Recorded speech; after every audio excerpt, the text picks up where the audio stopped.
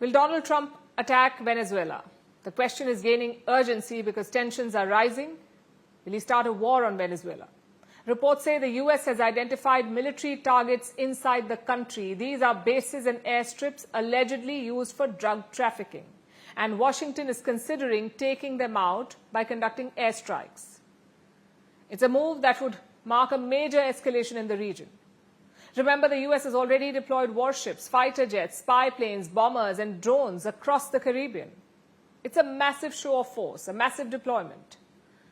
One that's designed to put pressure on Venezuelan President Nicolás Maduro. And this confrontation is already turning deadly. In the Eastern Pacific, the US recently struck a boat. It was suspected of carrying drugs. 4 people were killed in this latest attack. Washington says it was a narco-trafficking vessel.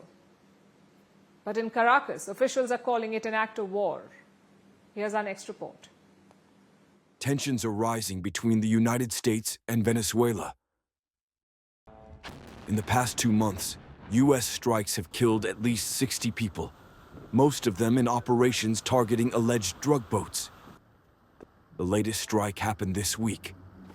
A US attack in the Eastern Pacific left 4 dead.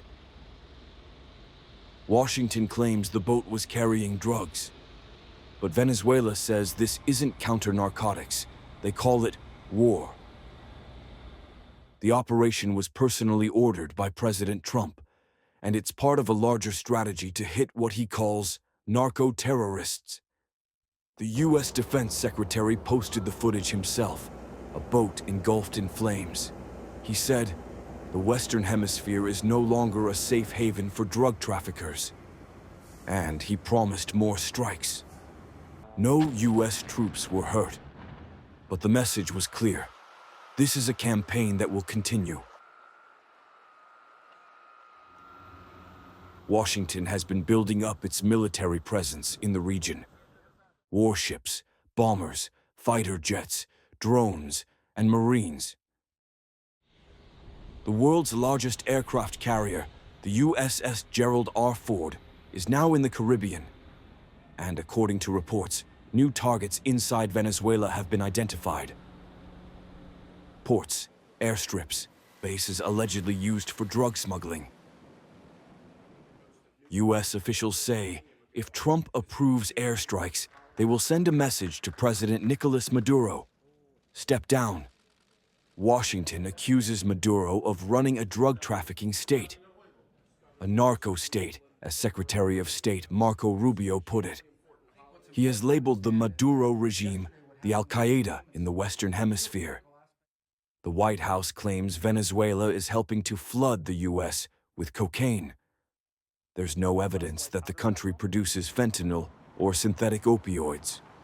But American officials say Venezuela is a transit hub for Colombian cocaine. Some Venezuelan officers have already been charged by US courts for smuggling drugs. And the Trump administration says, enough is enough. The buildup is unprecedented. B-1 and B-52 bombers have been conducting missions near the Venezuelan coast. The Pentagon says it's testing defenses and mapping radar systems. Meanwhile, US officials confirm that the CIA has been authorized to conduct covert operations inside the country. Trump himself refused to say if that included taking out Maduro, but added that Venezuela is feeling the heat. Caracas is responding in kind.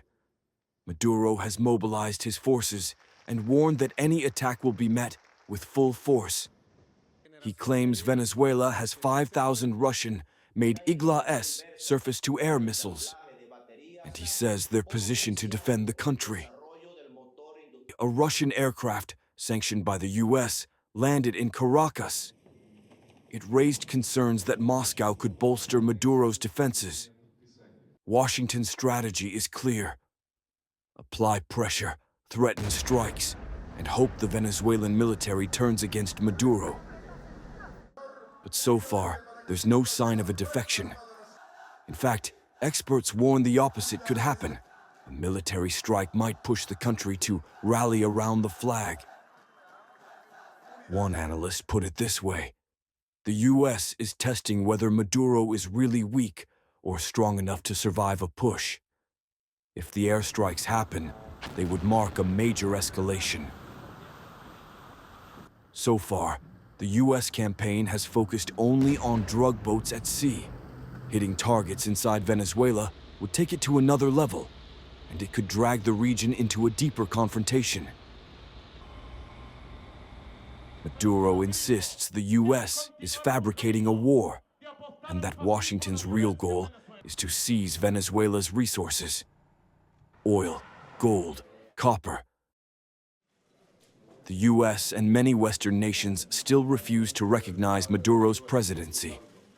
They say the 2024 election was rigged, and they back the opposition, which claims to have won by a landslide. Today, the region stands on edge. U.S. warships patrol the Caribbean. Venezuela's missiles are ready. And both leaders are refusing to back down.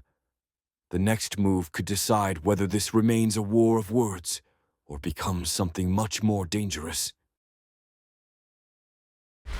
Want the facts? The latest developments?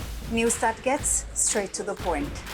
Well, we've got all three just for you. This is Firstpost Live, a brand new show, your window into what really matters. Don't miss it.